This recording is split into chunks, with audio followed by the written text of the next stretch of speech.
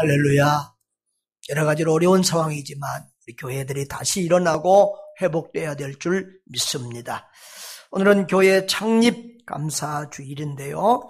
우리를 여기까지 인도하신 하나님 은혜, 에베네셀의 하나님께 감사를 드립니다. 또 지금까지 교회를 섬기며 수고하신 모든 분들, 어떤 분들은 또 나간 분들도 있고 또 다른 교회를 섬긴 분도 있고 이사간 분들도 있지만 그런 모든 분들, 또 교회를 지키며 헌신하신 모든 분들께도 진심으로 감사의 말씀을 드립니다.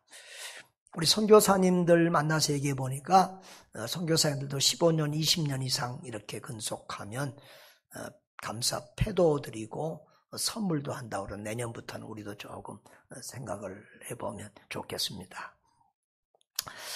감사한 것은 우리 교회가 큰 교회는 아니지만 특별히 작은 교회 규모에서 선교 중심의 하나의 모델 교회로 자리매김의감을 인해서 감사를 드립니다.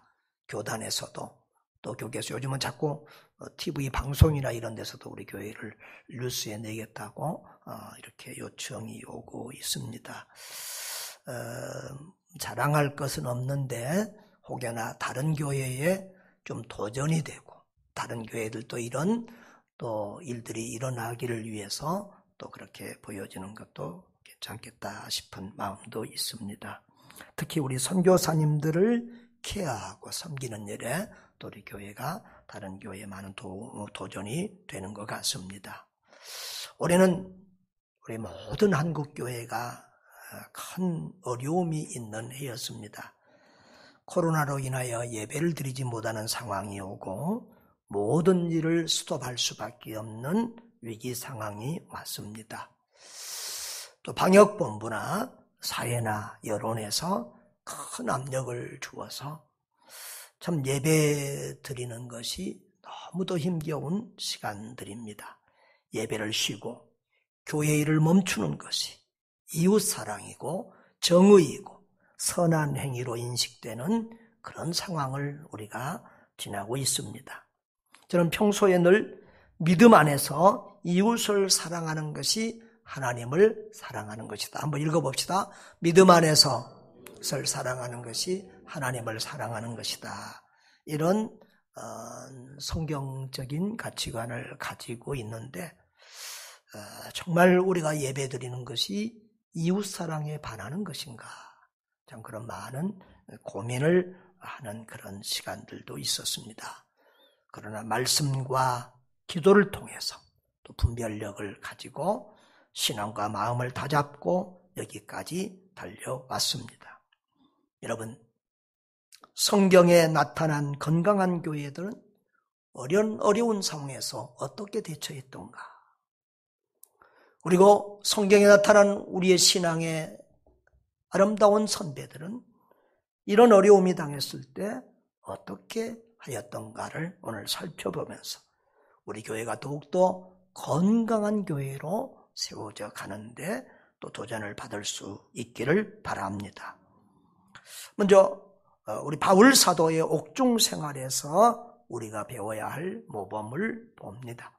우리 사도행전 20장 30절 31절을 읽었는데요. 같이 한번 볼까요? 바울이 온 이태를 자기 셋집에 머물면서 자기에게 오는 사람을 다 영접하고 하나님의 나라를 전파하며 주 예수 그리스도에 관한 모든 것을 담대하게 거침없이 가르치더라라고 했습니다. 이건 어떤 상황의 말씀이냐 그러면요, 사도행전의 마지막 끝이잖아요. 그런데 이 바울 사도는 원래는 처음에는 교회를 심하게 박해하던 사람이었잖아요. 목숨 걸고 교회를 박해하고 예수 믿는 사람들을 잡아다가 감옥에 가두는 그런 일을 했습니다. 심지어는 자기 본토만 아니라 저 멀리 시리아, 다마스커스까지 가서 예수 믿는 사람들을 잡아서 끌고 오기 위해서 달려가던 중에 그 다메섹을 가던 길 가운데서 큰 빛으로 다가오신 부활하신 예수 그리스도를 만나게 됩니다. 거기서 예수님을 만난 다음에 바울의 인생은 180도로 바뀌게 됩니다. 교회를 박해하던 사람이 교회를 위해서 목숨을 걸고, 예수님을 대적하던 사람이 예수님을 위하여 생명을 내어놓게 되었습니다.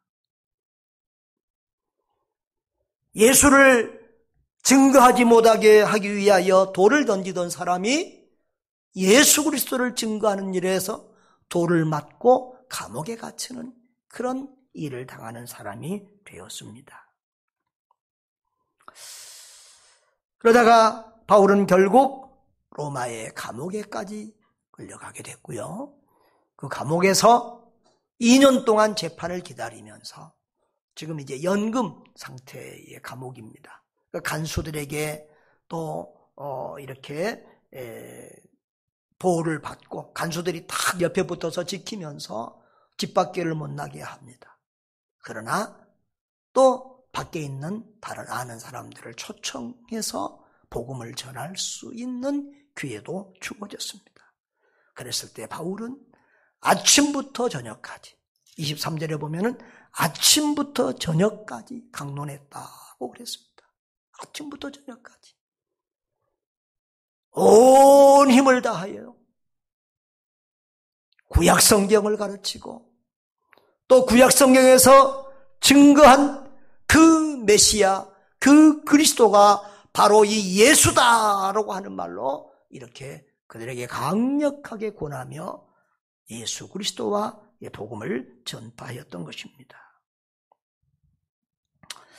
그 복음이 바울이 얼마나 참 힘있게 목숨 걸고 사역하였던가, 복음을 전했던가, 그 복음 전파의 열정을 잘 보여주는 말씀이 있습니다. 사도행전 20장 22절 24절 한번 읽어볼까요? 보라, 이제 나는 성령에 매여 예루살렘으로 가는데 거기서 무슨 일을 당할는지 알지 못하노라. 오직 성령이 각성에서 내게 증언하여 결박과 환난이 나를 기다린다 하시나, 내가 달려갈 길과 주 예수께 받은 사명 곧 하나님의 은혜의 복음을 증언하는 일을 마치려 하면은 나의 생명조차 조금도 귀한 것으로 여기지 아니하노라라고 했습니다. 사도 바울은 1차, 2차, 3차 선교 사역을 잘 마쳤습니다. 몇 년씩 걸쳐서 1차, 2차, 3차 선교 사역을 마치고요. 그런데 하나님께서 바울에게 예루살렘으로 가라는 명령을 주시는데, 또 한편에서는 예루살렘으로 가면 환난과 박해와 죽음이 당신을 기다리고 있다고 그런 소식이 들려옵니다. 그러나 바울은 어떠한 고난이 있을지라도 자기는 이 복음 전파, 이 주님이 맡겨주신 사명의 길을 가는데 목숨을 아끼지 않는다고 고백하고 있는 것입니다. 여러분, 바울이 예루살렘에 올라갔을 때 유대인들이 바울을 기다리며 죽이려고 준비하고 있었습니다. 왜냐하면 바울은 선교지에 다니면서 유대인이든지 이방이든지 하나님은 구별하지 아니하신다. 누구든지 예수 그리스도만 믿으면 죄 사함을 받는다. 누구든지 예수 그리스도를 믿으면 하나님의 자녀가 되고 구원받고 영생을 얻는다고 가르쳤습니다. 유대인들은 자기들만 하나님의 선택된 백성이고 자기들만 구원받는다고 믿고 있었기 때문에 이방인도 누구도 율법을 지키지 않아도 누구든지 회개하고 예수 그리스도를 믿으면 구원을 받는다고 하는 이 바울의 복음이 너무도 싫었던 것입니다. 그래서 어떤 애들은 40명 이상의 젊은이들이 바울을 죽이기 전에는 우리가 먹지도 않겠다 라고 목숨 걸고 바울을 죽이려고 하는 이런 사람들이 나타났습니다. 그런 위험 가운데서 하나님은 바울 사도를 지켜주셨고, 또 그런 과정에서 아그리빠 왕과 총독들에게 복음을 전하게도 하시고, 결국은 죄수의 몸으로, 자유의 몸이 아니라 죄수의 몸으로 로마에 입성하게 됩니다. 그런데 알고 보면 사도 바울은 그 이전부터 로마를 통해서 세계를 복음화할 계획을 가지고 기도하고 있었어요. 이게 우연이 아니라 바울은 당시 온 세계는 로마로 통한다. 그런 말이 있었잖아요. 모든 길은 로마로 통한다. 그래서 이 세계의 중심인 로마의 복음의 폭탄을 터뜨리면 이 로마를 통해서 온 세계가 복음화되겠다고 하는 그런 비전과 꿈을 가지고 로마의 복음을 전할 계획을 가지고 있었는데 하나님께서 이런 방법을 통해서, 그러니까 바울의 생각과는 정다른 이 포로로서, 죄수로서 로마에 입성하게 하였습니다. 그러나 바울은 그 감옥에서도 자기를 지키는 군인들과 또 만나는 모든 사람들에게 듣든지 아니 듣든지 때를 얻든지 못 얻든지 하나님 나라의 복음을 전하는 것을 쉬지 않았던 것입니다. 그리하여 세계 최강 로마의 군인들 중에도 믿는 자들이 생겼습니다. 그리고 로마 황제 가이사의 집안 식구들, 황제의 친구들 간에도 예수 믿는 자들이 생겼다는 것이 빌립보서 4장 22절이나 이런 곳에 보면 기록이 되어 있습니다. 여러분, 오늘 정말 예수님 다음으로 우리에게 큰 영향력을 끼치고 우리 신앙의 모델이 되는 사도 바울. 그 바울이 우리와 같은 형편을 오늘 당했다고 하면 예배당 문을 걸어 잠그고 예배를 쉬었을까요? 교회와 모든 선교 활동을 수도하고 내려놓았을까요?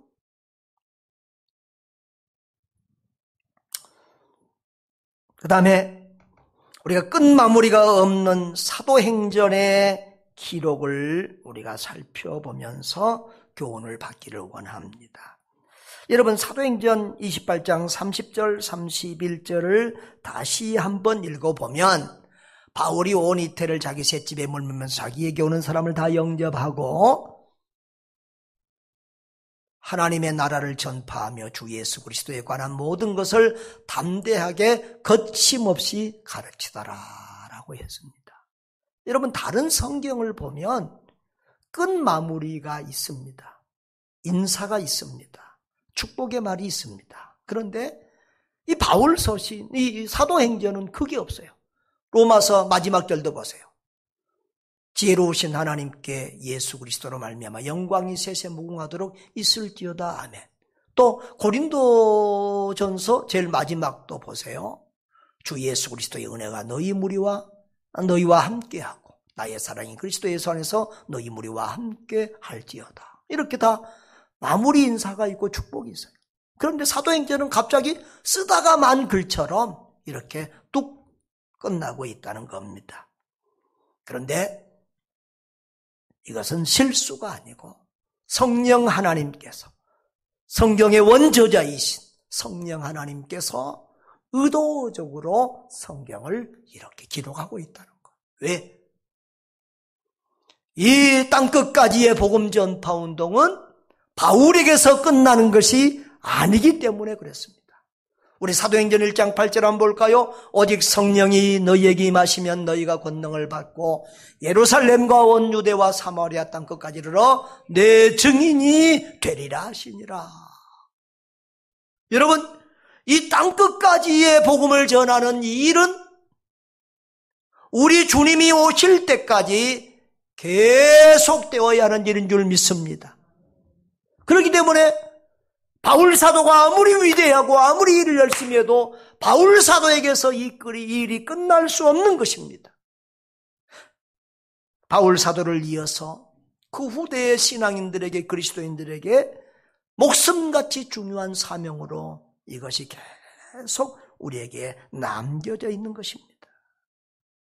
그래서 사도행전은 이렇게 끝이 아니라 계속 이 일은 계속되어야 된다는 것을 직간접적으로 우리에게 보여주고 있습니다. 그래서 선교하는 교회들은 사도행전 29장을 써나가는 교회다.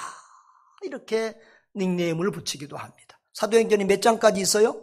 28장 있어요. 그 다음은 누가 써야 된다고요? 우리 교회가 써나가야 한다는 것입니다.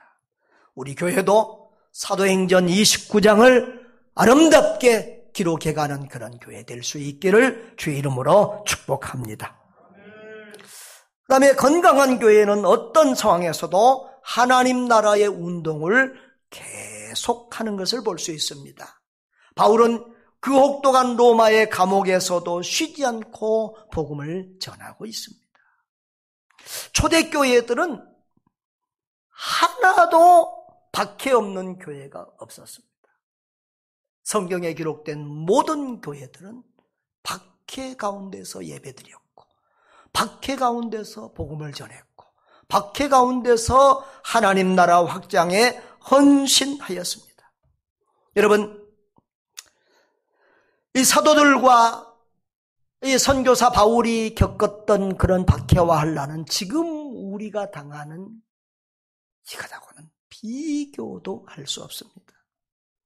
고린도후서 11장 23절 그 이하들을 보거나 여러 군데를 보면 바울은 쉬지 않고 수없이 매를 맞았습니다. 수없이 감옥에 갇혔습니다.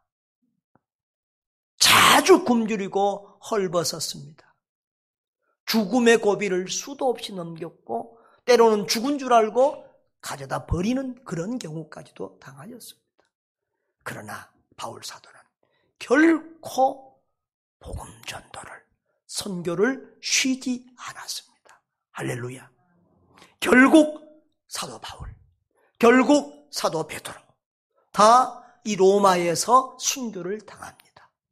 네로 황제 때에 바울과 베드로가 다 순교를 당하는데요. 그런데 바울과 베드로만 아닙니다. 예수님의 12 제자 중에서 하나님의 특별한 섭리와 계획 속에 요한 사도 한 사람만 남겨두고 다른 제자들은 다 순교를 당합니다. 이곳저곳 이 나라 저 나라로 흩어져서 복음을 전하다 순교를 당하는데요. 여러분, 의심 많은 제자가 누구죠? 도마. 그 도마도 저 인도에까지 가서 복음 전하다가 순교를 당합니다. 그래서 인도에 가면 지금도 도마 교회가 있습니다. 이렇게 하나같이 그들이 순교를 당했습니다. 그러면 하나님 나라 운동은, 교회 운동, 이 선교 운동은 거기서 끝나야 되는 것 아니겠습니까? 그런데 이상한 일입니다. 그들이 복음을 전하다가 죽었는데, 순교했는데도 복음 운동은 더 활발하게 더 불탔고 하나님 나라는 더 힘있게 확장되었습니다. 참 우리의 생각과 하나님의 생각은 달라요. 아이러니하게도 그들이 복음을 위하여, 예수 그리스도를 위하여 목숨을 바친 그 일이 가장 강력한 복음의 확증이 되었습니다. 여러분, 제자들은 원래 어떤 사람들이었습니까? 겁이 많던 사람들이었습니다. 예수님 버리고 다 도망했던 사람들입니다. 여러분, 제자들만 이상한 사람들입니까? 저와 여러분도 똑같이 우리가 죽음 앞에 산다고 하면 겁내고 두렵고 떨리는 것이 우리 모두의 모습입니다.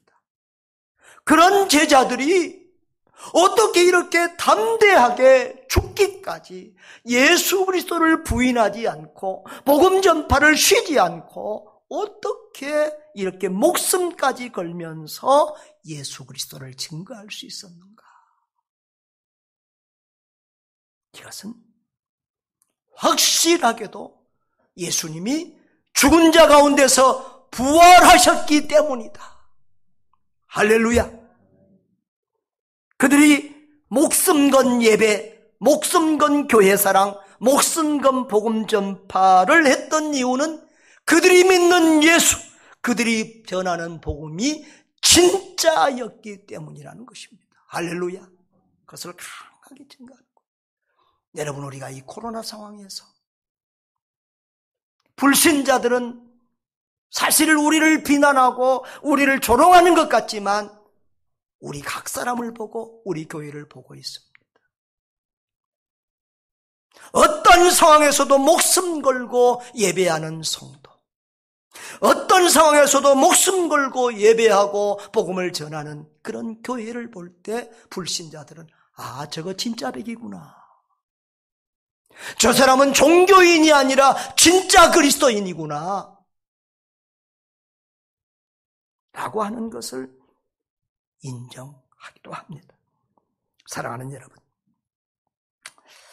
코로나 상황에서 2월부터 코로나가 심해지더니 3월부터는 예배가 어려운 상황이 되었습니다. 그래서 우리 교회는 또 이렇게 영상으로 또 예배도 해야 될 상황이 생겼지요. 왜냐하면 코로나 상황으로 또 민감한 간호사나 보건소에 근무하는 분들이나 여러 직장에 있는 분들이 나오지 못할 상황도 생기고, 또 기저질환을 가지고 있고, 또 어떤 경우는 코로나 환자와 직간접적으로 접촉도 할 수 있기 때문에 나올 수 없는 그런 상황의 사람들을 위해서 우리가 영상으로도 또 예배를 이렇게 송출하고, 또 우리는 또 이렇게 계속해서 예배를 드려왔습니다. 요즘 대면 예배, 비대면 예배 하는데 그런 단어 자체가 없으니까 사실은 안 쓰는 게 좋아요. 그냥 예배면 예배지 대면 예배, 비대면 예배가 어디 있어요. 아무튼 우리는 예배 드리고 또 영상으로도 이렇게 두 가지로 하면서 이렇게 지나오고 있는데, 이 영상 시설을 교체하고 또 보완하는데 많은 돈이 들었습니다. 그런데 우리 성도님들 중에 특별한 또 성도들의 그런 헌신과 아름다운 희생이 있었습니다. 또 이 코로나 상황에서 우리 선교사님들이 더 어려워지니까 또 선교비를 더 늘리기도 하고, 또 선교사님을 새로 파송하기도 했습니다. 가난한 선교지 상황은 우리보다 더 어렵습니다. 그래서 가난한 사람들은 코로나보다 더 무서운 것이 배고픔, 굶주림입니다.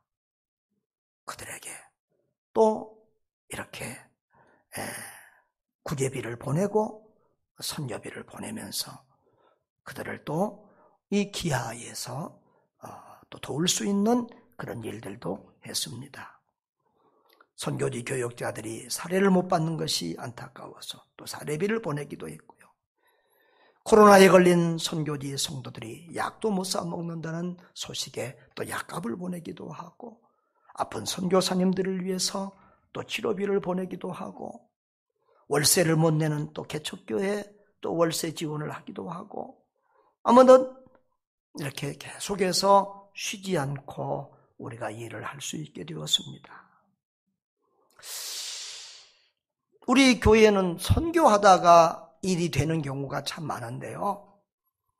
한 번은 우리 이 선교지에 아픈 선교사님들이 좀 휴양하러 오겠다고 해서 그 선교사님들을 잘 섬기려다고 그 우리 이 수양관 바닥이 좀 갈라져 있었거든요. 그것을 수리하다가 아주 깨끗하게 지금은 수리를 하게 됐고요.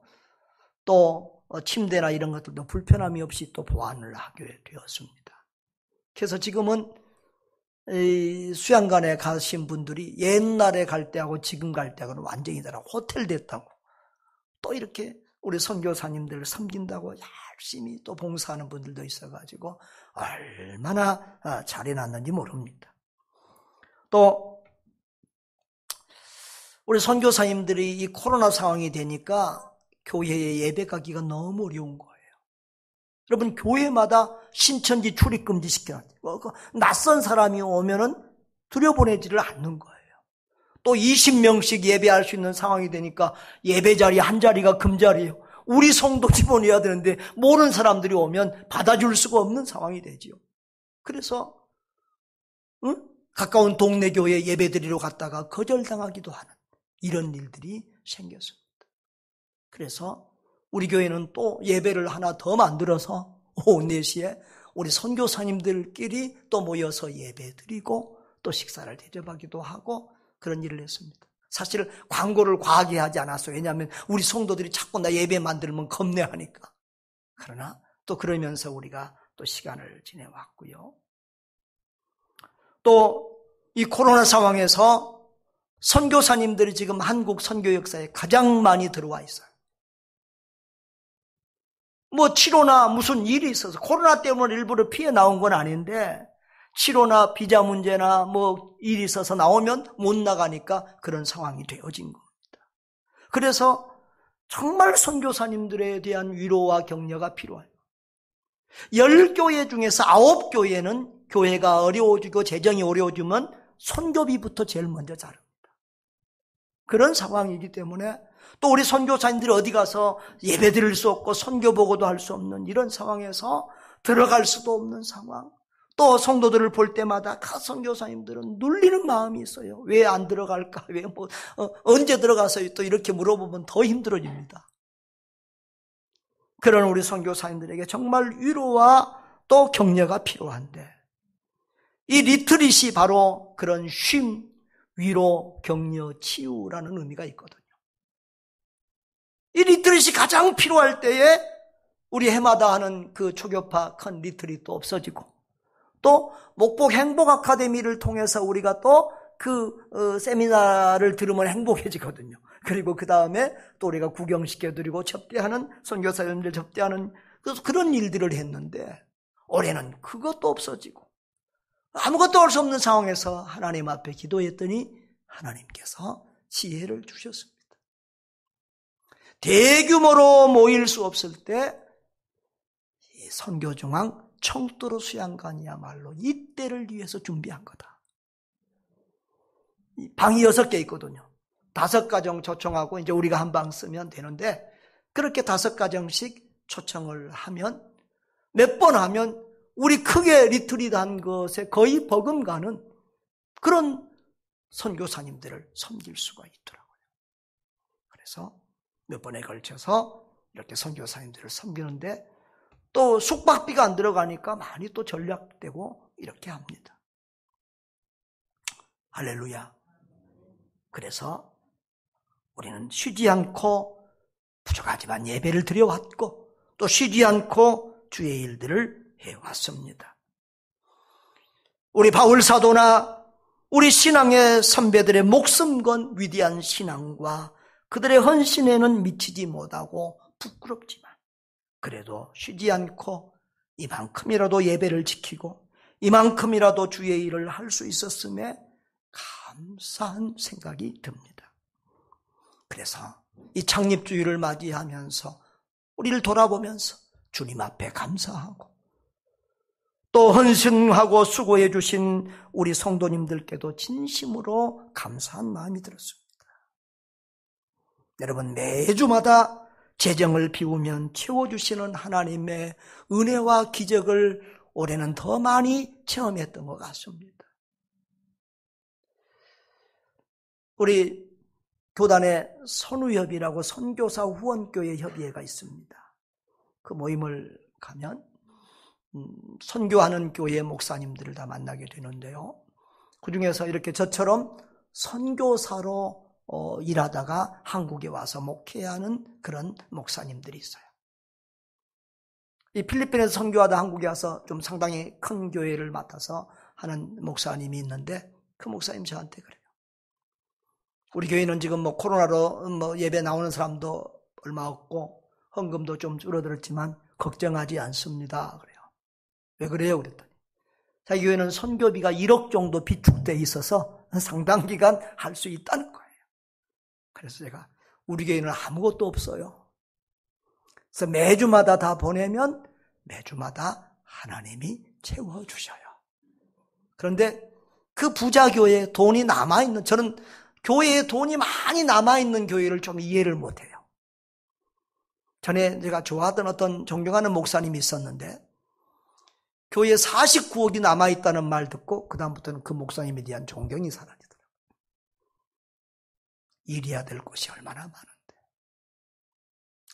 아무튼 우리는 없으니까 비울 수밖에 없고 또 하나님께서 비우면 우리를 불쌍히 여겨주셔서 계속해서 채워주시는 그런 은혜를 체험하며 살았습니다. 그래서 지난번에 우리 방송국에서 5분 메시지를 전하라고 해서 제가 비우면 채워주시는 하나님을 간증했습니다. 사랑하는 여러분, 비우면 채워주시는 하나님의 은혜와 기적, 그것이 하나님의 은혜이지만 또 현실적으로는 우리 성도들의 피땀 흘린 아름다운 헌신이 있었기 때문에 가능한 일이었습니다. 하나님께서 여러분의 헌신을 기억하고 우리 성도들에게 은혜 위에 은혜를, 복에 복을 더하여 주시기를 기도합니다. 주님 오시는 날까지 우리는 주님의 일을 쉴 수 없습니다. 왜냐하면 하나님께서 쉬지 않고 일하시기 때문입니다. 우리가 볼 때는 지금 코로나로 모든 것이 멈춰 있는 것 같지만 하나님은 어디선가 일하고 계시고 이 모든 것을 합력하여 선을 이루시고 결국은 하나님의 교회를 정화시키고 새롭게 해주실 줄 믿습니다. 우리 예수님도 그랬습니다. 안식일에 병자를 고친다고 유대인들이 박해를 했습니다. 그러자 예수님은 내 아버지께서 이제까지 일하시니 나도 일한다라고 했습니다. 누가 우리 교회가 예배를 드린다고 박해해도, 누가 우리 교회가 이런 상황에서도 일을 한다고 박해를 해도 우리 아버지 하나님께서 일하시니 나도 일한다, 우리도 일한다라고 담대하게 말할 수 있는 예수 그리스도의 제자들 될 수 있기를 주님의 이름으로 축복합니다. 저도 그런 소리를 듣고 그런 느낌을 받으면서 이 코로나 상황을 달려오고 있습니다. 저 목사는, 또 어떤 교회는 우리 성도님도 그럽니다. 우리 목사님은 뭔 이런 상황에서 예배를 더 만들고 있는가? 저 예배에 목숨을 거는가? 너무 부담스럽다, 이런 생각을 하는 분들이 있는 것 같아요. 왜 우리 목사님은 좀 코로나 좀 조심 좀 안 하나? 어떤 경우에는 우리 성도들보다 선교사님을 더 사랑하는 것 같다, 이런 느낌을 가진 성도들도 있는 것 같아요. 그러나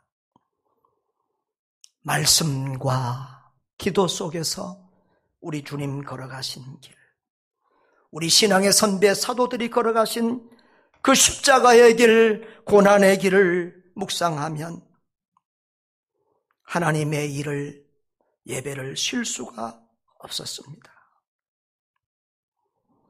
우리가 사도행전 29장을 써내려가고 있는데 코로나19로 2020년에는 모든 일이 멈추었더라, 우리가 그렇게 기록할 수는 없잖아요. 아멘. 저의 이렇게 예배에 목숨을 걸고 이런 상황에서도 선교하는 이런 모습에 불편하게 보는 시각도 있었지만, 그러나 더 많은 성도들이 함께하고 기도하고 물질로 후원해 주셨습니다. 사실 저는 한 것도 없고 표대만 들었어요. 깃발만 들었어요. 제가 우리 권학도 선교사님에게 가끔 그런 말 합니다. 목사님은 한 것도 없고 10자녀 낳고 키우는데 사모님이 다 고생했잖아요. 목사님은 앞에서 깃발만 들고 가자, 주신 대로 낳자 그랬잖아요. 제가 그러면 우리 사모님이 그렇게 말씀합니다. 깃발 들어주는 것이 큰일입니다.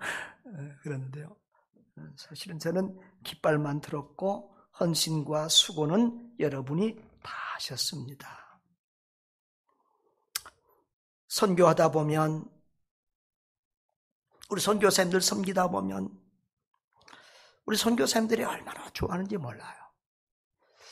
강원도 또 수많은 우리는 산들, 우리에게는 별로 감격이 안 돼요.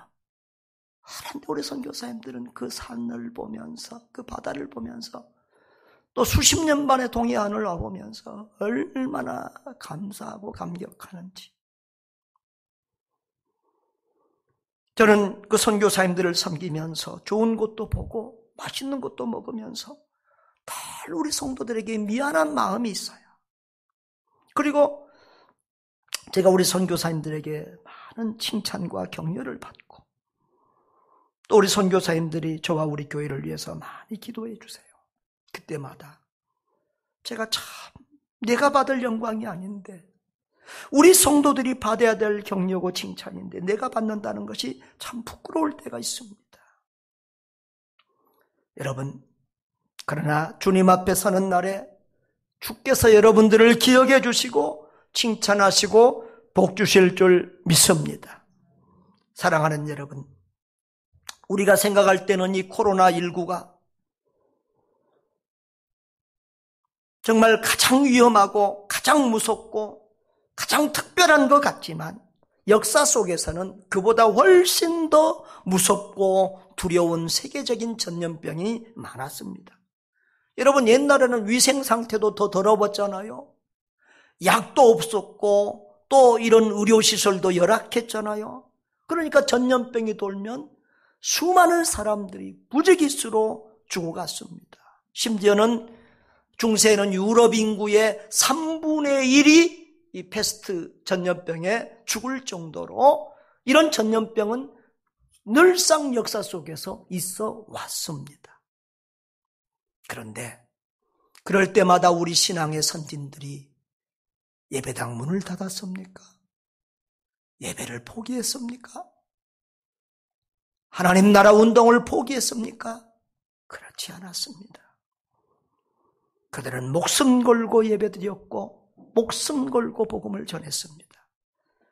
그들이 목숨 걸고 신앙을 지키고 물려주었기 때문에 오늘 우리가 이 복음을 받고 구원받고 감격해하며 사는 것인 줄 믿습니다. 아멘.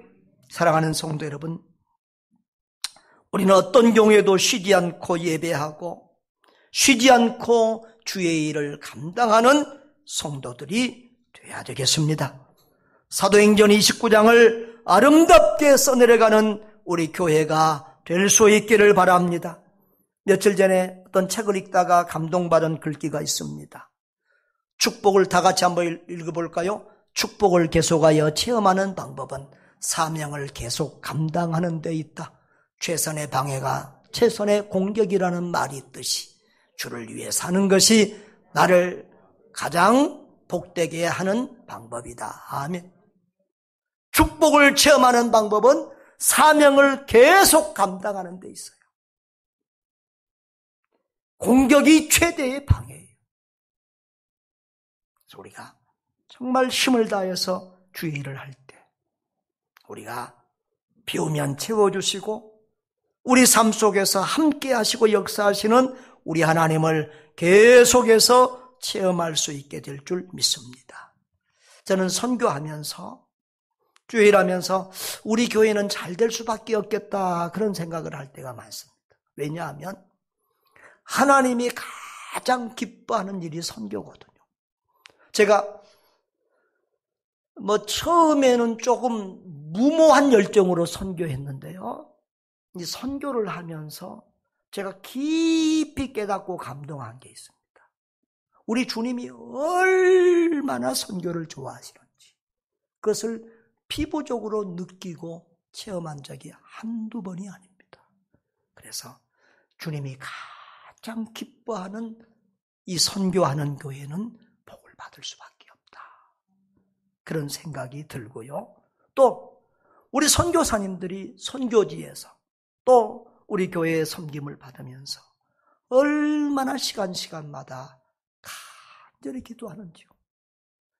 우리 리트리트 가면 식사 시간이나 모든 기도 시간에 간절히 한 번도 빼지 않고 우리 교회를 위해서 간절히 기도하는 모습을 보고 정말 우리가 베푸는 것보다 받는 게 더 많은 것 같은 그런 감사한 마음이 들고 우리 교회가 정말 하나님의 은혜와 복을 받을 수밖에 없다 그런 생각을 할 때가 많았습니다. 사랑하는 여러분, 제가 자주 강조하죠. 우리 한번 읽어볼까요? 건강한 교회는 선교한다. 선교하는 교회는 건강해진다. 저의 목회의 가장 중요한 핵심은 건강한 교회. 주님이 원하시는 참된 교회잖아요. 근데 선교하는 교회는 건강해져요. 건강한 교회는 선교예요. 우리 교회가 이 일에 헌신하는 동안 하나님이 우리 교회를 복주시고 또 건강한 교회로 세워갈 줄 믿습니다. 저는 30여 전에 목회를 처음 시작할 때부터 지금까지 내가 붙들고 있는 목회 원칙과 목회 철학이 있습니다. 교회는 주님의 교회라는 겁니다. 누구의 교회요? 주님의 교회예요. 주님의 교회는 누가 주인이에요? 주님이 주인이에요. 그러므로 목사와 우리 성도들은 우리 교회 진짜 당회장이신 우리 주님의 명령대로 순종하기만 하면 돼요.